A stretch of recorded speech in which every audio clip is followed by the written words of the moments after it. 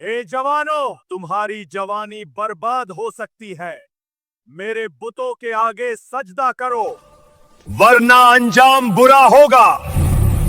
हम खुदाए वहीद की इबादत करते हैं, हम तेरे इन पत्थर के खुदाओं को नहीं मानते। ये किस्सा है तौहीद के अलमबरदार नौजवानों का, जिन्होंने पूरी सल्तनत के जुल्म के सामने अपना ईमान कायम रखा। कुरान ने उन्हें कुदरत की अजीब व गरीब निशानी करार दिया। तुमने ये सोचा कि इशाब काफ और रकीम हमारी अजीब तरीन निशानियों में शामिल थे। हजरत ईसा अलैहिस्सलाम के बाद तकरीबन 250 साल के फासले पर रोमी सल्तनत में एक सख्त दिल, बेरहम और बुत परस्त बादशाह दिकियानूस तख्त नशी हुआ। तख्त पर बैठते ही उसने एक फरमान जारी किया, सल्तनत के हर शहरी को बुतों के सामने झुककर कुर्बानी देनी होगी। जो ऐसा करने से इनकार करेगा उसे शदीद और होलनाक सजा दी जाएगी। रोमी सल्तनत उस वक्त बुत परस्ती में गर्क थी। उनके मंदिरों में वीनस, मार्स, जुपिटर जैसे देवताओं की पूजा होती थी। फुस्तात, मिस्र, शाम और तुर्की के कई इलाके रोमी हुकूमत के ज़ेरे कब्जा थे। ये पस मंज़र हमें तारीखी वाक़ियात को समझने का बुनियादी तंज़र फराहम करता है, जहाँ से अस्हाब कहफ की दास्तान शुरू होती है। उसी सल्तनत में कुछ नौजवान रहते थे, बड़े शरीफ, मुअज़्ज़ और नेक खानदानों के। वो सच्चे तौहीद परस्त थे। उनका ताल्लुक अशराफिया या अमीर घरानों से था। दिकियानुस के दरबारी भी थे और वजारत के अहदों पर भी फायज। मगर वो यकता परस्त थे और हज़रत ईसा रूहुल्लाह को अल्लाह का नबी मानते थे। वो सिर्फ अल्लाह को मानते और किसी के आगे सर झुकाने से इनकार करते थे। एक दिन बादशाह ने शहर भर के लिए ऐलान किया, क्योंकि उसे खबर मिली कि उसके वजीरे यकता परस्त हो गए हैं। इसलिए उसने जश्न का एहतमाम किया और हुक्म दिया कि इस मौके पर सब लोग, बादशाह का हुक्म है, इस जश्न के मौके पर सब बुतों के आगे कुर्बानी करें। यानी तमाम रईस, वजीरे और उमरा। ये खबर उन तक पहुंची। वो बहुत परेशान हुए, मगर उन्हें अपने खुदा पर यकीन था कि उनका खुदा उनको तन्हा नहीं छोड़ेगा। वो जश्न के दिन बादशाह के दरबार हाजिर हुए। वहाँ जश्न का समा था और लोग बादशाह के हुजूर आज़े हाजिरी पेश कर रहे थे और कुर्बानियां कर रहे थे। बादशाह ने उनकी तरफ देखा और कहा, मेरे आगे अपनी बंदगी जाहिर करो, मुझे खुदाओं का खुदा कहो और इन बुतों के आगे कुर्बानी पेश करो। उन्होंने एक दूसरे को देखा और कहा, नहीं, हम तेरे आगे सजदा नहीं करेंगे, तो हम जैसा ही तो है। लोगों में शोर उठा, बादशाह का हुक्म नहीं माना तुम लोगों ने। उन्होंने लोगों की तरफ देखा और कहा, पूजाओ, हमारा रब सिर्फ अल्लाह है, हम बुतों के आगे नहीं झुकेंगे। हमारा खालिक अल्लाह है, ना कि ये बूत जिन्हें हम खुद अपने हाथों से तराशते हैं। ये सुनकर बादशाह शदीद गुस्से में आ गया। चुप हो जाओ काफिरों, तुम सल्तनत रोम के गद्दार हो। भाई जवानों, तुम्हारी जवानी बर्बाद हो जाएगी। मेरे बुतों के सामने सजदा करो, वरना मारे जाओगे। हम सिर्फ अल्लाह की इबादत करते हैं, तुम हमारी जान ले लो, फिर भी हम शिर्क इख्तियार नहीं करेंगे। ये जवाब सुनकर बादशाह लरज उठा। उन्हें कुछ मोहलत दो, शायद ये पलट आए, वरना कत्ल कर दो। लेकिन नौजवानों ने उसी मोहलत को ईमान बचाने के लिए हिजरत का जरिया बना लिया। वो खामोशी से शहर से निकले और पहाड़ों की तरफ सफर शुरू किया। रास्ते में उन्हें एक चरवाहा मिला जो खुद भी तौहीद का अलीम बरदार था और उसके पास एक कुत्ता भी था। चुनांचे चरवाहा भी उनके साथ शामिल हो गया और जब ये सब जाने लगे तो कुत्ता भी उनके पीछे चल पड़ा। कुरान कहता है, लोग कहेंगे वो 3 थे, जान लो चौथा उनका कुत्ता था, और कुछ कहेंगे वो 5 थे, जान लो छठा उनका कुत्ता था, और कुछ कहेंगे वो 7 थे, जान लो 8वां उनका कुत्ता था। कह दो ये सब गैब में तीर चलाना है। मेरा रब उनकी सही गिनती बेहतर जानता है और उन्हें चंद लोगों के सिवा कोई नहीं जानता। पहाड़ों के दरमियान चलते चलते ये लोग एक ऐसे पहाड़ तक पहुँचे जिसके अंदर एक कदीम, खामोश और महफूज गार मौजूद था और वो वहाँ पनाह लेने के लिए दाखिल हो गए। जब वो नौजवान गार में पनाह गजीन हुए तो उन्होंने कहा, ए हमारे रब, हमें अपनी तरफ से रहमत अता फरमा और हमारे मामले को सीधा कर दे। थकन ने उन्हें बेबस कर दिया और वो गार में लेट गए। फिर अल्लाह ने उन पर वो नींद नाजिल की जो आम इंसान की नींद नहीं थी। ये अल्लाह की कुदरत से पैदा की गई तवील और महफूज नींद थी। हमने गार में उन पर कई साल तक नींद नाजिल कर दी। तुम उन्हें जागता हुआ समझते, मगर वो सो रहे होते और हम उन्हें दाएं और बाएं करवट दिलाते रहते। सूरज तुलुआ होता तो रोशनी दाएं तरफ मुड़ जाती, गुरूब होता तो बाएं तरफ। गार की बनावट ने रोशनी को उन तक पहुंचने नहीं दिया। उनके जिस्म सलामत रहे, कोई आवाज उनके कानों तक नहीं आती थी। कुत्ता दहाने पर पहरेदार की तरह बैठा रहा। ये नौजवान 309 साल तक यूं ही सोए रहे। जब नौजवान शहर से निकले तो बादशाह दिक्यानुस फौरन अपने सिपाहियों के साथ उनके तकुब में रवाना हुआ। पहाड़ों की तरफ जाने वाले रास्ते में उनके कदमों के निशान बिल्कुल साफ नजर आ रहे थे। इन बघियों को ढूंढो, जल्दी उन तक पहुंचो।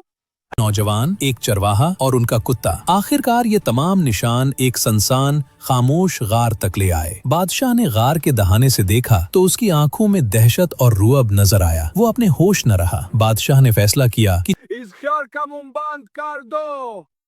चाहे ये नौजवान जिंदा हों या मर चुके हों, उनका वजूद इस सल्तनत के लिए खतरा है। लिहाजा उन्हें इसी गार में कैद रहना चाहिए, हमेशा के लिए। जब नौजवान गार में सो रहे थे, दिन, साल, दहाइयां और फिर सदियां गुजर गईं। दिक्यानुस मर गया। उसके बाद कई बादशाह आए और गए। रोमी सल्तनत में सियासी तब्दीलियां आईं। 313 ईस्वी में बादशाह कुस्तुनतुन ने मसीहियत को सरकारी मजहब का दर्जा दिया। फिर जुल्म व तशद्दुद के वो तमाम कवानीन खत्म कर दिए गए जो दिक्यानुस के दौर में नाफिज थे। 380 ईस्वी तक पूरी रोमन एम्पायर में ईसाइयों का तसल्लुत आ गया। मगर दूसरी तरफ नौजवान अब भी उसी गार में सो रहे थे। 100, 200 नहीं, 300 से ज्यादा बरस। 380 ईस्वी के बाद बादशाह सियोदोसियस का दौर आया। ये बादशाह नर्म दिल और इंसाफ पसंद था, मगर इस दौर में लोगों में ये वसवसा पैदा होने लगा। मरने के बाद दोबारा जिंदगी कैसे मुमकिन है?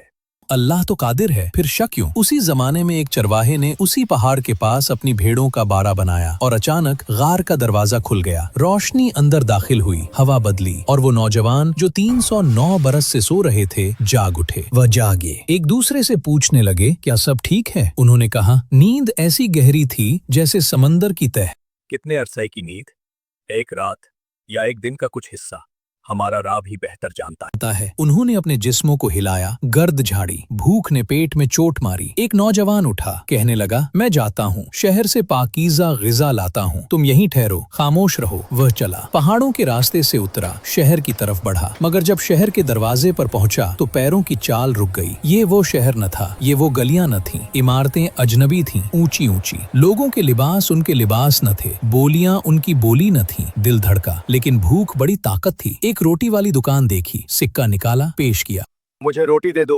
दुकानदार ने सिक्का हाथ में लिया, पलटा, फिर उस नौजवान के चेहरे को गौर से देखा। ये सिक्का पुराना था, बहुत पुराना, रोमन दौर का लगता था। ऐसा सिक्का उसने कभी न देखा था, सिवाय अजायब घर में रखे नमूनों के। दुकानदार की आंखों में हैरत थी और लालच भी। तुम्हें ये सिक्का कहाँ मिला? यही तो चलता है, नौजवान ने भूख से बेताब होकर कहा। तुम कहाँ से आए हो? लोग जमा होने लगे। एक हुजूम, उनकी नजरों में तअज्जुब, शक और तजस्सुस था। चेहरे पर जमाने की धूल सजा नौजवान पुराने कपड़े पहने एक कदीम सिक्का लेकर खड़ा था। आवाज उठी, इसे बादशाह के पास ले चलो। हाँ, ये कोई खजाने का राज जानता होगा या शायद जमाने का मुसाफिर है। हाथों ने उसका बाजू थाम लिया। वो हैरान, खौफजदा, भूखा, अपने ही शहर में अजनबी बना हुआ था और उसके पीछे पहाड़ों की गार में उसके साथी इंतजार कर रहे थे, सोच रहे थे, वो अभी तक क्यों नहीं लौटा? क्या भूख ने उसे रास्ता भुला दिया? कहीं दाकियानुस के सिपाही ने उसे पकड़ तो नहीं लिया? जब उसे बादशाह के सामने लाया गया तो वो देखकर हैरान हुआ। बादशाह मसीह था। नौजवान ने पूरा किस्सा कह सुनाया। दिक्यानुस के जुल्म की दास्तान, ईमान की खातिर हिजरत और पहाड़ की गार में पनाह। बादशाह ने हैरत से कांपती आवाज में कहा, दाकियानुस? वो तो 300 साल पहले खाक में मिल चुका है। उसका नाम तारीख की किताबों में दफन है। मगर पल भर को सोचकर उसने कहा, पर हम तो कल ही सोए थे, कल ही तो था ये सब। बादशाह हैरान हुआ। उसने हुक्म दिया, जल्दी करो, उस घाट पर ले चलो, देखे उसके अंदर कौन है। जब बादशाह का काफिला गार के दहाने पर पहुंचा, हवा रुक सी गई। अंदर रोशनी में वो नौजवान बैठे थे।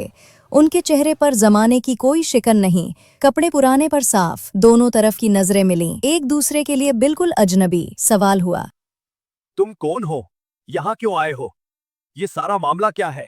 उन्होंने वही दास्तान सुनाई, दिक्यानूस का खौफ, भागने की रात और कल ही की तरह महसूस होने वाली उस पनाहगाह का ठिकाना। बादशाह की आंखें नम हो गईं, दिल के गोशे में एक रोशनी सी फूटी। उसने कहा, ये वो निशानी है जिसका मेरा दिल सालों से मुंतजिर था। और हकीकत ये थी कि वो गार में 300 साल सोए रहे। फिर अल्लाह ने उस पर 9 साल का और इजाफा फरमाया। वो नौजवान फिर गार में दाखिल हुए और अल्लाह ने उन पर एक और लंबी पुरसुकून नींद तारी कर दी। वो गार उनकी आरामगाह बना रहा और दुनिया के लिए ईमान की एक रोशन जिंदा निशानी बन गया। तारीख के औराक में इस गार के मुकाम के बारे में मुख्तलिफ आरा हैं। कोई कहता है कि ये उर्दुन में रकीम के मुकाम पर है, कोई तुर्की की तरफ इशारा करता है जहाँ दिक्यानूस के जमाने के आसार के करीब एक गार है और उस्मानी दौर में बनाई गई मस्जिद आज भी कायम है। इसे अस्हाबे कहफ का गार कहते हैं और लोग दूर दराज से इसकी जियारत को आते हैं। कुरान हकीम फरमाता है, वतहसबुहुम ऐक़ाज़न वहुम रुक़ूद वनुक़ल्लिबुहुम दातल यमीन व दातश शिमाल। तुम समझोगे कि वो जाग रहे हैं, हालांकि वो गहरी नींद में हैं और हम उन्हें दाएं और बाएं करते रहते हैं। रसूल अल्लाह सल्लल्लाहु अलैहि वसल्लम ने इरशाद फरमाया, जिसने सूरत अल कहफ की इब्तिदाई 10 आयात हिफ्ज कर ली वो दज्जाल के फितने से महफूज रहेगा। मौला अली से मनकूल है, अस्हाबे कहफ के नाम अल्लाह के अस्मा की मिस्ल हैं। जो उन्हें सद के दिल से पुकारे अल्लाह उसे हर आफत से ऐसे बचाता है जैसे इस गार ने उन नौजवानों को बचाया। वल्लाहु आलम। अस्हाबे कहफ की ये दास्तान ईमान, तवक्कुल, सब्र और अल्लाह की पनाह की लाजवाल मिसाल है। ये महज माजी की कहानी नहीं, ये आज भी हर मोमिन के दिल में गूंजती है। जो अल्लाह पर भरोसा करे अल्लाह उसके लिए काफी है। सब कुछ अगली वीडियो के लिए कमेंट करें। किस कुरानी सूरत पर सुनना चाहेंगे? किसी तारीखी इस्लामी जंग की दास्तान, किसी नबी या सहाबी रजी अल्लाह की जिंदगी पर? आगाह करें। अल्लाह हाफिज। शुक्रिया।